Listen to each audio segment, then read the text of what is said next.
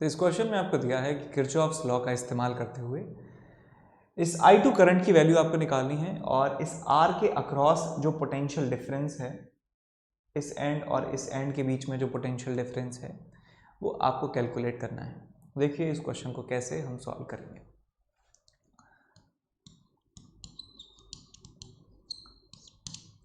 तो आपके सामने ये जो लूप दिख रहा है AEFB और A, इस लूप में हम लगा सकते हैं किरचॉफ्स लूप रूल। तो यहां पे मैं लिखूंगा अप्लाइंग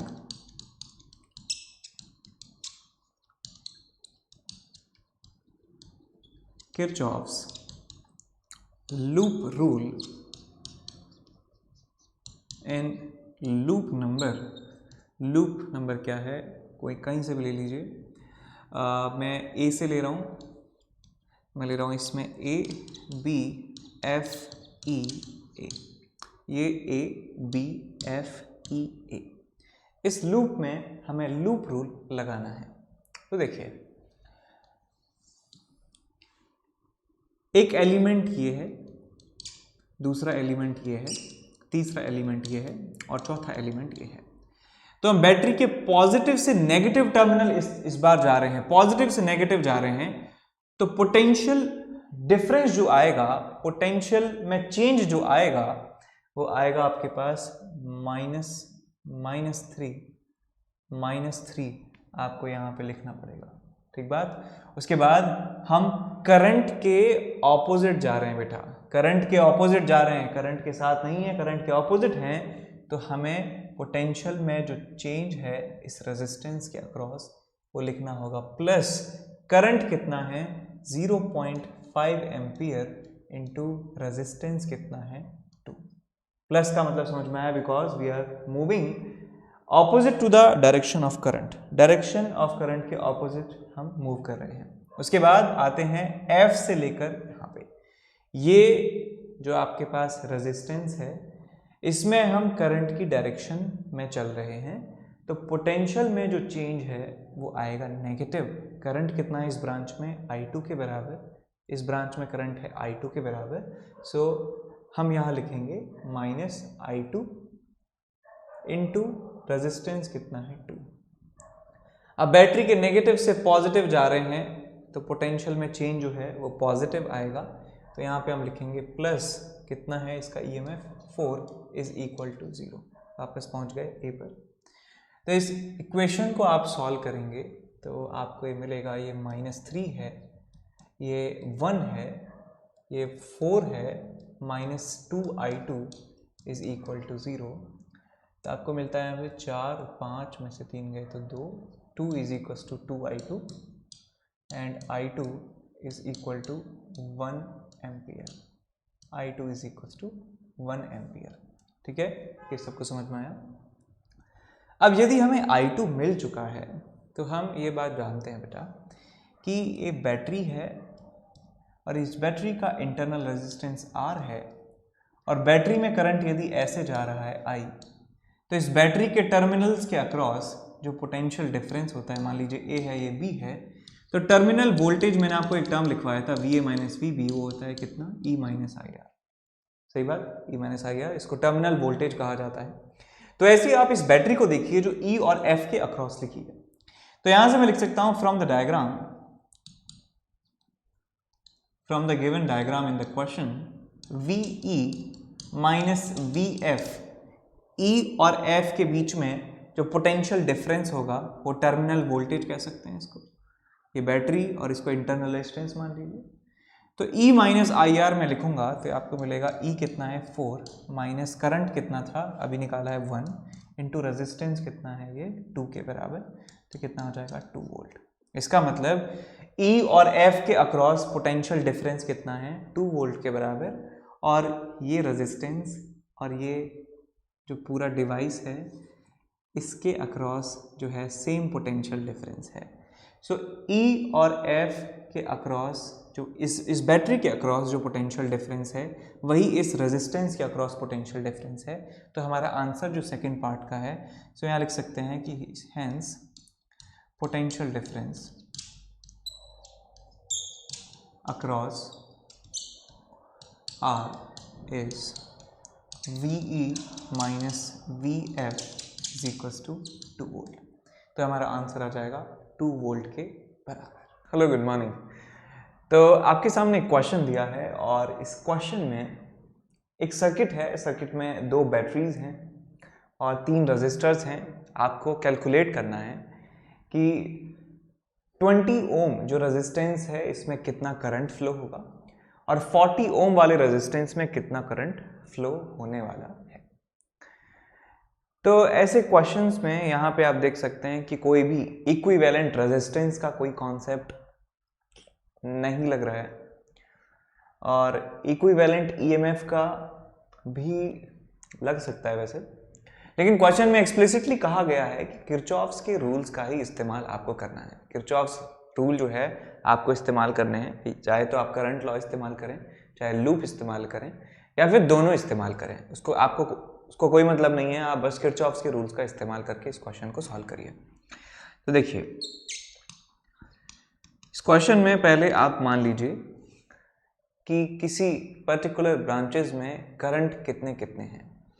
तो मैंने इस ब्रांच में अज्यूम किया कि करंट यहाँ पर है I2 के बराबर है, I1 मान सकते हैं, और इस ब्रांच में इस बैटरी से निकलने वाला जो करंट है वो I1 के बराबर है।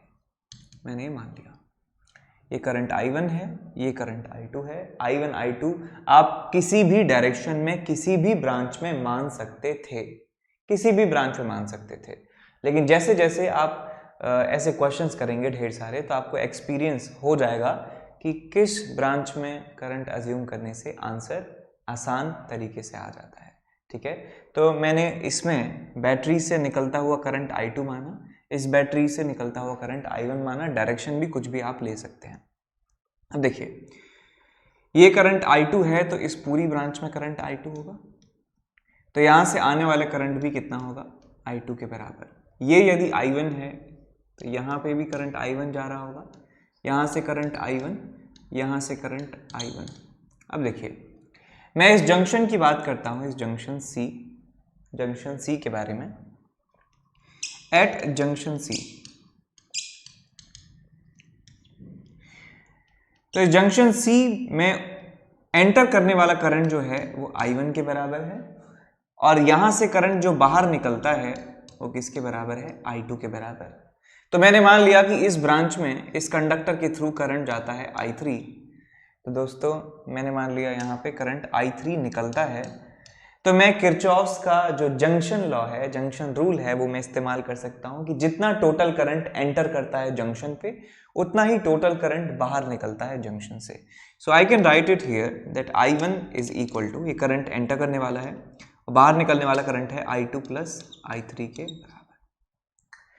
तो यहाँ से I3 की वैल्यू आपको मिल जाती है, I3 is equals to I1 minus I2, I3 is equals to I1 minus I2, और इस I3 को मैं लिख सकता हूँ I1 माइनस I2। तो उतना ही करंट यहाँ से जाएगा, that is I1 minus I2 के बराबर करंट जाएगा, और फिर से यहाँ I1 और यहाँ पे I2। ठीक बात। अब मैं किसी भी एक लूप में लगाऊंगा किरचॉफ्स लूप लॉ, फिर एक दूसरा लूप लूंगा, फिर उसमें हम किरचॉफ्स लूप लॉ लगाएंगे। क्यों? क्योंकि हमारे पास वेरिएबल्स जो हैं वो I1 एक वेरिएबल है और I2 दूसरा वेरिएबल है, तो हमें 2 इक्वेशंस चाहिए होंगी। 2 इक्वेशंस कैसे मिलेंगी कि हमें 2 अलग अलग लूप का इस्तेमाल करना होगा जिससे हमें 2 इक्वेशन मिल जाएं। दोनों इक्वेशंस को सॉल्व करके हम इन दोनों वेरिएबल्स की वैल्यू को निकाल सकते हैं। तो चलिए मैं पहले कोई भी एक लूप अपनी पसंद का चूज करता हूं। मैं ये अपर हाफ वाला लूप जो है वो मैं यूज करने वाला हूं। तो यहां पे मैं लिखूंगा अप्लाइंग लूप रूल। ये वाला लूप हमें लेना है, कहीं से भी स्टार्ट कर सकते हैं। डी से आप स्टार्ट कर रहे हैं, मान लीजिए डी से हमें स्टार्ट करना है। लूप का नाम क्या है, D A B C C and D. ठीक है, DABCD ये हमारा लूप है। इस लूप में हमें लगाना है किरचॉफ्स लूप रूल। देखिए यहां से स्टार्ट कर रहे हैं, पहला एलिमेंट आया ये, दूसरा एलिमेंट है ये, उसके बाद B से C कुछ नहीं है, C से D वापस जब आएंगे तो एक एलिमेंट है ये। तो लूप लॉ के अकॉर्डिंग जितने भी एलिमेंट्स आपको मिलेंगे किसी एक लूप में घूमने पर, एक पॉइंट से वापस उसी पॉइंट में आने पर, तो उन सारे एलिमेंट्स के अक्रॉस जो पोटेंशियल में चेंज है उसका सम यदि हम कर दें तो वो 0 के बराबर आता है। तो बेटा माइनस से प्लस जब हम बैटरी के अक्रॉस जाएंगे तो पोटेंशियल इंक्रीज होता है, तो यहां पे मैं लिखूंगा प्लस 80। रेजिस्टेंस के अक्रॉस जाएंगे करंट की डायरेक्शन में तो पोटेंशियल डिक्रीज होता है, तो चेंज होगा नेगेटिव, तो यहां पे मैं लिखूंगा -I1 × 20। उसके बाद हमारे पास यहाँ कोई कुछ है नहीं एलिमेंट। उसके बाद ये रेजिस्टेंस पड़ता है, रेजिस्टेंस के अक्रॉस जा रहे हैं तो पोटेंशियल में चेंज होगा नेगेटिव, तो यहाँ पे मैं लिखूंगा करंट इनटू रेजिस्टेंस, आगे होगा माइनस, तो मैं लिखूंगा minus of I1 - I2 × 40 is equal to 0। तो इसको थोड़ा सा सिंप्लीफाई कर लेते हैं तो आपको मिलेगा 80 - 20 I1 - 40 I1 + 40 I2 is equal to 0। तो I1 के जो टर्म्स हैं उनको आप एक साथ ऐड कर दीजिए, I1 के टर्म्स एक साथ ऐड कर देंगे तो आपको मिलेगा 80 - 60 I1 + 40 I2 is equal to 0। Equation number 1। इसको आप 0 को हटा भी सकते हैं तो आपको मिल जाएगा, आप 2 से इसको डिवाइड भी कर सकते हैं तो आपको मिल जाएगा 4 - 3 I1 + 2 I2 is equal to 0। Equation number 1 आप इसको कहिए, ठीक बात। अब हम किरचॉफ्स लूप लॉ इस्तेमाल करेंगे इस बड़े वाले लूप में, या फिर आप लोअर हाफ वाले लूप में भी इस्तेमाल कर सकते हैं, आपकी मर्जी है, आप जो लूप लेना चाहें वही लूप आप ले सकते हैं। तो मैं देख लीजिए कोई सा भी ले लेते हैं, लोअर हाफ ले लेते हैं आप कहें तो लोअर हाफ ले लेते हैं। चलिए तो यहां मैं लिखूंगा अप्लाइंग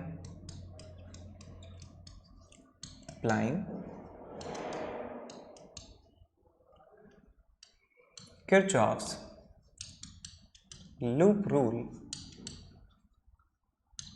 इन इस लूप में, कहीं से भी स्टार्ट कर दीजिए, ई से स्टार्ट कर रहा हूं मैं, ई डी सी एफ, उसके बाद अगेन ई।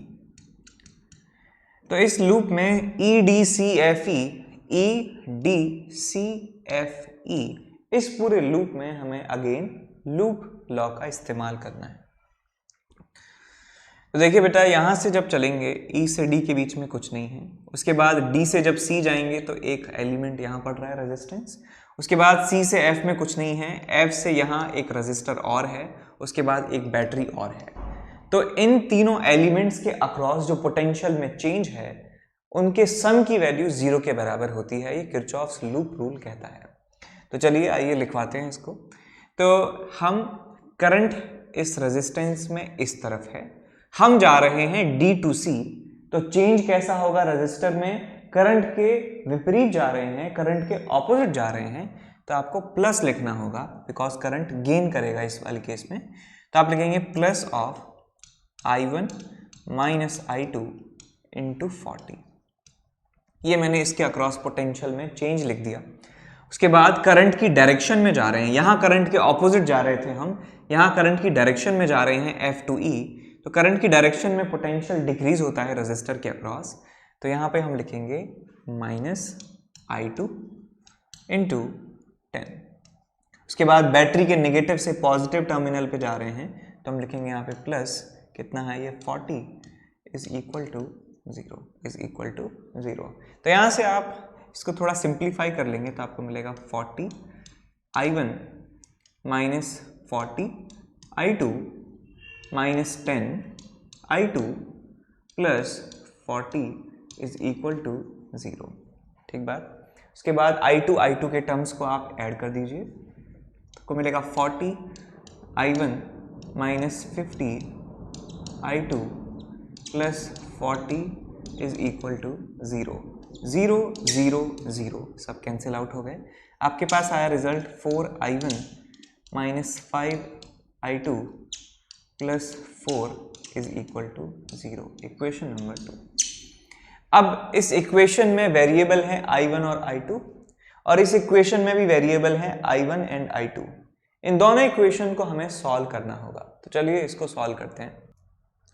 तो इन इक्वेशंस को यदि हम सॉल्व करेंगे तो हमें आंसर मिलने वाला है। तो इक्वेशन नंबर 1 से देखिए आपको क्या मिल जाएगा। इक्वेशन नंबर 1 से आपको मिलता है I1 is equal to 4 plus 2I2 divided by 3। ये मिलता है रिजल्ट आपको I1 से, इस फर्स्ट इक्वेशन से। दैट I1 को ले जाइए इधर, I1 वाली टर्म को इधर ले जाइए, आपके पास बचेगा 4 प्लस 2I2 डिवाइडेड बाय 3। ठीक, इस इक्वेशन से ये जो वैल्यू I1 की आई है ये पुट करिए आप यहाँ पे, तो आपको मिलेगा 4 times I1 that is 4 plus 2I2 divided by 3 minus 5I2 plus 4 is equal to 0। ठीक बात। अब इसको मल्टीप्लाई कर दीजिए, आपको मिलेगा 16 plus 8I2 minus 15I2 plus 12 is equal to 0। तो I2 की टर्म्स ये आपके पास बचेगा 7, ये बनेगा 7I2 इज इक्वल टू 28 और I2 की वैल्यू आपको मिल जाएगी 28 by 7 is equal to 4 ampere. तो I2 की वैल्यू यहाँ से आपको मिल गई है और I1 की वैल्यू यहाँ से आपको मिल जाएगी। I1 is equal to 4 plus 2 times I2 is 4 divided by 3, तो आपको मिलेगा ये 12 8 12/3 इज इक्वल टू 4 एम्पियर। तो यहाँ से हमें समझ में आया कि I1 और I2 दोनों ही 4 एम्पियर के बराबर है। पर और चेक कर लीजिए, 4 प्लस 8 12/3 4 एम्पियर, और हमें कैलकुलेट करना था कि उस मिडिल वाली ब्रांच में कितना करंट है। सो इसमें I1 माइनस I2 के बराबर करंट हमने माना था, I1 माइनस I2। इसमें I1 था, I1 निकाल चुके हैं 4, तो I1 माइनस I2 कितना होगा, 0 के बराबर। तो यहाँ से निकाल सकते हैं दैट I1 माइनस I2 ये था करंट बीच वाली ब्रांच में, is equal to 4 minus 4 is equal to 0। तो मिडिल वाली ब्रांच में कोई करंट नहीं जाएगा और ऊपर टॉप वाली ब्रांच में जो करंट है that will be 4 ampere. I1 is equal to 4 ampere. तो दो आंसर हो जाएंगे, एक 4 एम्पियर और एक हो जाएगा आपके पास 0।